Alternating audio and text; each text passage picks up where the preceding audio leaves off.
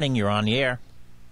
Good morning, Doug. How are you? It's Alex Britell. Alex Britell, thank you so much for calling. And what a great time of the year, the holidays and upcoming 2012. Happy New Year's. Tell us who you are and what do you do? I'm the editor of the Real Deal magazine in Miami. We're an online real estate news site. We're based in New York, where we have a hard copy publication as well. We're basically the premier news source for real estate in South Florida. Well, South Florida has always been a place where trends are developed for across the country, and always exciting news. And you've been heading the South Florida marketplace and business for how long, Alex? Almost 2 years now. 2 years. Very good. Well, you and I have, I think we probably met a year and a half ago, and we share information about South Florida and also national stuff that influences both your readers and my listeners, so I want to thank you for that. Tell me what's happening as far as South Florida last year. Give me a 2 or 3 minute kind of analysis of what happened down in the South Florida market. Well, 2011 was actually a very strong year. We still have a lot of the distressed or shadow inventory that hasn't really impacted the market. And actually, by some accounts, it's the best year in terms of sales numbers that Miami-Dade County at least has ever had. Which a lot of people probably don't know about. Right. And prices, we're actually starting to see them go up in Miami. Even in last month, we saw the median sales price for condos rise 18%. The single-family home prices were up 11%. And so we actually see inventory down 40% from 2010. Which is kind of a staggering number. That is staggering, and I know the rest of the world doesn't know that. No. Because, to be honest, I think still the rest of the world thinks that, Miami, isn't that the place where all the condos went down, and there's hundreds and thousands of them that are foreclosed and open, but that's not really the case anymore. Right. Well, it's actually interesting you say the rest of the world, because it's really the rest of America that thinks that. Okay. The rest of the world really has been targeting Miami, and Miami has been largely saved by particularly the Latin American market. I was talking to George Perez, the CEO of Related, a couple months ago, and he said that Latin America actually saved the Miami market. We see countries like Brazil, Venezuela, Colombia, Mexico, all coming to, actually Canada as well, coming to Miami, buying condos, because compared to the prices in their home countries, it's a huge discount. The price of a condo in Sao Paulo is going to be over $1,000 a square foot, whereas in Miami Beach you can get something for $600 a square foot. Wow. And so the price difference is huge, and they really have saved the market.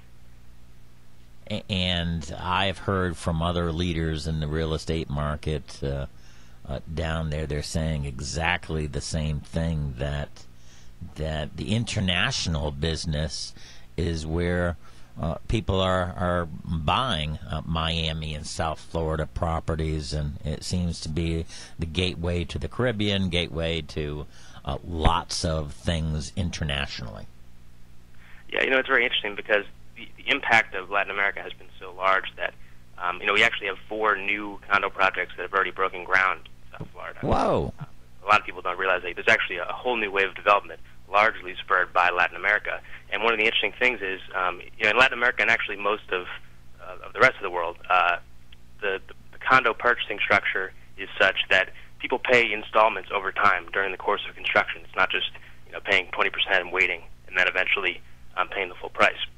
And so that structure has actually been incorporated by some of these new projects, using sort of the Brazilian model. Projects like Apogee Beach, which is a related project, they're using that structure, and so that's really how drastic the influence has been, where they're actually targeting these buyers and using sort of the strategies that they're familiar with in the new projects. Very, very interesting. I did not know that you've got some condo projects that are actually building and again, in America's mind, perhaps they're still seeing the cranes that were not moving, but now they are moving. Yeah. I think looking ahead to 2012, I think that's really going to be the trend. I think we're going to start to see, some of the people that I've spoken to think that we're going to start to see sort of the domestic market start to make headway in Miami. We're going to see, the traditional buyers like from New York, the Northeast, are going to start coming down in greater numbers. Well, it's funny because we're all followers in some way, and whenever it looks like, oh my gosh, it seems like there's a bargain and I'm going to miss the train if I don't jump on quick, that's when there's like a splurge of buying, and you are probably right. The rest of America is going to say, man, what's happening in Miami, I need to jump aboard. Yeah, I think Miami just generally is starting to become the sort of magnet in the way that New York has been for decades. For talent, for businesses, and I think that Miami has grown so much. Even I moved down to Miami 3 years ago, and even in those 3 years, it's become such a different city culturally, artistically, and obviously the population has grown. We're actually starting to see, I think, something like 550 new people in Florida every day. So you kind of see that wasn't the trend a few years ago. We're actually sure. residents. And I think that's going to have a huge impact. And you see it in Miami. Downtown Brickell, which was the heart of this new condo boom 3 years ago, was almost empty, and now it's thriving. Well, that's very good. You have a great background, not only in the South Florida area, but the New York area. Give me a little perspective as far as New York, if you would. Well, New York's a very different market. I think it's held its own a little better. There haven't been as many foreclosures, obviously. But New York is always going to be a strong market, just because of the way it is, sort of its natural characteristics. It's been that magnet for so long, but it's a very different market. It's there's pockets across this country that are doing very well, and New York is one of them, or continue to be that way. Tell us how to get in touch with you, because the listeners want to know. They want to go on your website, find out what South Florida is doing, and of course jump on board the Miami train. Sure. Well, the website is therealdeal.com/Miami. TheRealDeal.com is our New York site.